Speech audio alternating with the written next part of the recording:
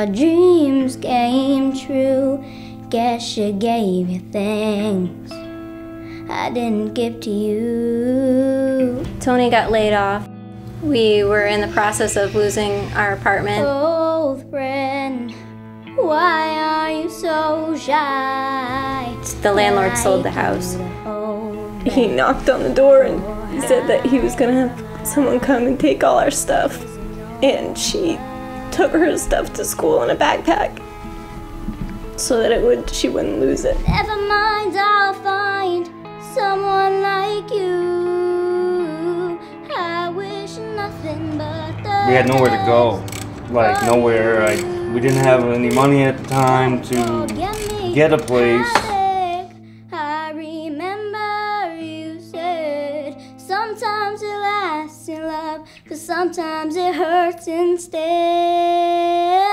Sometimes it lasts in love, but sometimes it hurts instead. I wanted to be a musician and write songs and perform them. And I wanted people to know how it feels and if they can relate to it.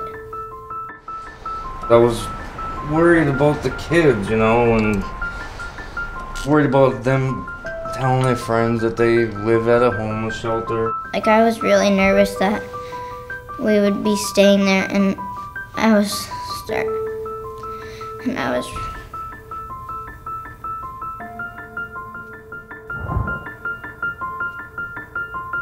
after I went there, I got to know other people that went through everything, that might have even went through harder things than me. We're not the only people that are feeling that way. Alana and Alexa are two of the just sweetest kids. They're just, amazing kids. They engage everyone around them. There's a lot of stress that comes along with poverty and homelessness, and so when they come here, it's just time for them to just be a kid. Alana got to go to a summer camp, horseback riding lesson. They gave us tickets to movies. I took a class at the Haven called the Getting Ahead program, and it taught you about, making smart goals. One of my goals was to become an LNA. And one of my other goals was to have a stable apartment and living situation. And both of those goals I met. For anybody coming into the shelter who is unemployed and seeking employment, they are required to participate in this work practice program. We would help them with resumes or do interview coaching. We also have some connections with some local employers, their personnel departments, coming in to talk about what they're looking for in prospective employees. There's been about 42 participants in the program, and over half have found and sustained employment since June. I started working for an old boss, and then just out of the blue I got a call. He said, "This is TJ from My Root Toyota." He's like, "We got that spot for you, and when can you come in?" And I believe I went in that day, and I've been here ever since. Haven't missed a day. When I told Pete right off the bat that I wouldn't hire him for just that reason, for the Haven. We would need the skill set and the work ethic, and reviewing his resume that he had, I was actually surprised that he wasn't employed at the time. He's proved himself as a valuable employee here. He's showing potential to do more things. People who can move out of the Haven and get jobs are more successful when they receive aftercare case management services. They need support like that ongoing after they leave here, I think, to sustain that success, and that's what we want to see.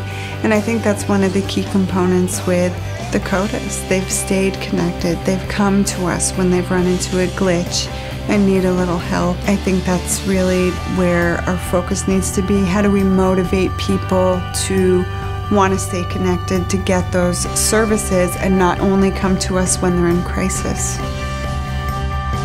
It was a good choice. It wasn't what we expected. It felt like a place to live. It felt like home for a little bit. And like I said, the people were great. They helped you as much as they can. They bent over backwards, a lot of them. It's like a place where everything is just flowing so perfectly. Everything's going, and people are really getting help as long as they want it.